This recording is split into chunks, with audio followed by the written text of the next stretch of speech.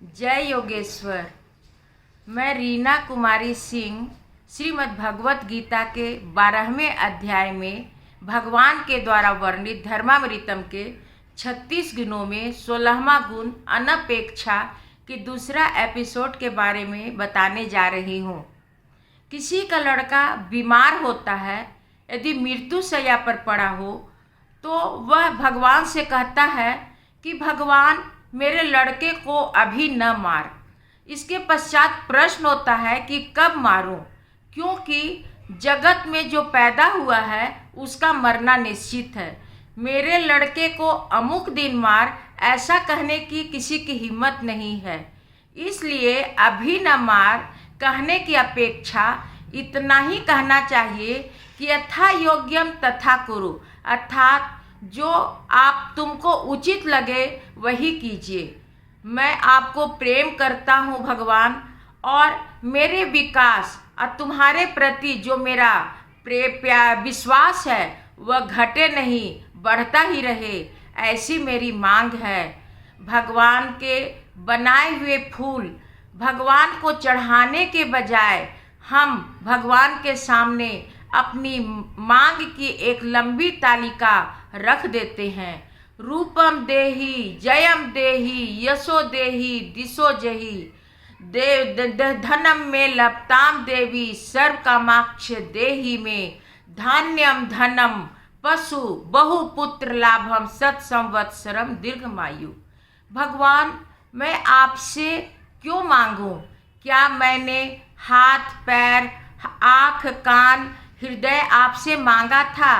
फिर भी आपने मुझे बिना मांगे ही यह सब दिए। मैंने अमुक माता पिता पति पुत्र ऐसा मांग आपसे की थी। मैंने आपसे ऐसा मांग की थी कि मेरे लिए माँ के स्तन में दूध रख दे। आपने बिना मांगे ही मेरा खाया हुआ अन्न पचाते हैं, उसे रक्त बनाकर उस रक्त का पूरा शरीर में संचार करते हैं, और हमें बिना मांगे ही सुलाते हैं, उठाते हैं। तो मैं आपसे कुछ भी क्यों मांगूं? जब भगवान से बिना मांगे ही हमें सब कुछ मिलता है तो हमें भगवान के पास राजा की तरह जाना चाहिए, याचक बनकर नहीं। और भगवान से कहना चाहिए कि भगवान, मैं आपके पास इसलिए आया हूँ कि आप मुझे प्यार करें। भगवान के पास जाने पर भगवान सबसे पहले हमारी आँखों की जांच करते हैं। इसलिए भगवान को हमारी आँखों में तृप्ति और संतोष दिखना चाहिए।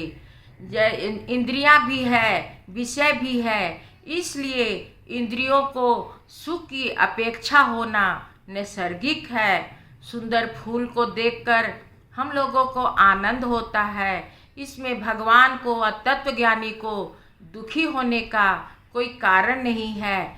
वैयक्तिक सुखों को देने वाले विषयों का आघात मन पर पड़ता है और वे हमें अच्छे लगते हैं। प्रारंभ में इंद्रियां को सभी प्रकार की सुख की अपेक्षा होती है।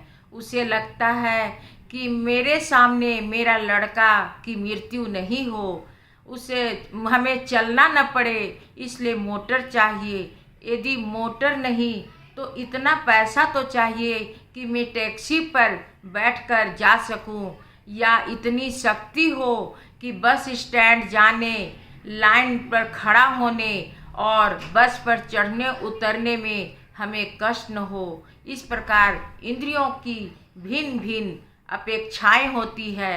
किसी वस्तु के मिलने से उसके स्वामित्व का सुख ज़्यादा अच्छा हो लगता है, इसलिए वस्तु मोटर पर बैठने में सुख है, पर मोटर मेरी है, इसका सुख अधिक है। यह ऐसी इंद्रिय सुख तो पशु को भी होता है, पर मनुष्य को इसके आगे किसी की उष्मा और प्रोत्साहन की अपेक्षा होती है। किसी मनुष्य के मन को तो उष्मा मिलता ही नहीं है, इसलिए वे तड़पते रहते हैं। बाप लड़के को छोटा से बड़ा करता है, लेकिन केवल अपना कर्तव्य समझकर लड़के के पास बैठकर उसके पीठ में प्यार से हाथ फेर फेर कर 5 मिनट बात करने की उसे फुर्सत नहीं होती। बेटा बाप से प्रोत्साहन, प्रेम और आश्वासन की अपेक्षा रखता है और उसके लिए तड़पते रहता है, लेकिन बाप को इसके लिए फुर्सत नहीं होती।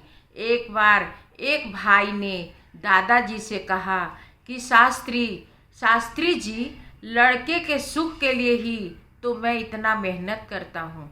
दादाजी ने कहा कि क्या मेहनत करते हो? उसने कहा कि मैं रोज़ सुबह 5 बजे उठकर घर से बाहर निकलकर एक फैक्ट्री में जाता हूँ, वहाँ से दूसरी और फिर ऑफिस जाता हूँ, वहाँ से रात को 11 बजे घर आता हूँ। दादाजी ने कहा कि तब तुम अपने लड़के के पास कब बैठते हो? उसने कहा कि लड़के से तो मेरी भेंट ही नहीं होती।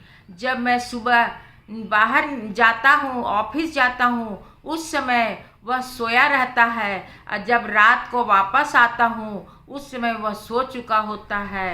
यदि रविवार को दूसरी कोई अपार्टमेंट न हो तो शायद भेंट हो, लेकिन इतना सब कुछ तो मैं अपने लड़के के लिए ही करता हूँ। दादाजी ने कहे कि अरे, इससे तो उसकी मानवता ही चले जाएगी। जब तक तुम उसके लिए रुपया एकत्र करोगे तब तक तो उसका जीवन का रस ही चले जाएगा। पिता का कर्तव्य यह नहीं है कि वह पुत्र के लिए पैसा जमा करे, पैसा तो वह खुद भी कमा लेगा। पिता की आवश्यकता इसलिए है कि वह लड़के के पीठ में प्यार से हाथ फेर कर उसे उत्साह और उष्मा दे, उसमें संस्कार डाले और उसके जीवन में तेजस्विता और दृढ़ता का निर्माण करे। अगला एपिसोड अगला क्रमशः आगे। धन्यवाद। यदि यह एपिसोड अच्छी लगी हो तो लाइक और सब्सक्राइब अवश्य कीजिए।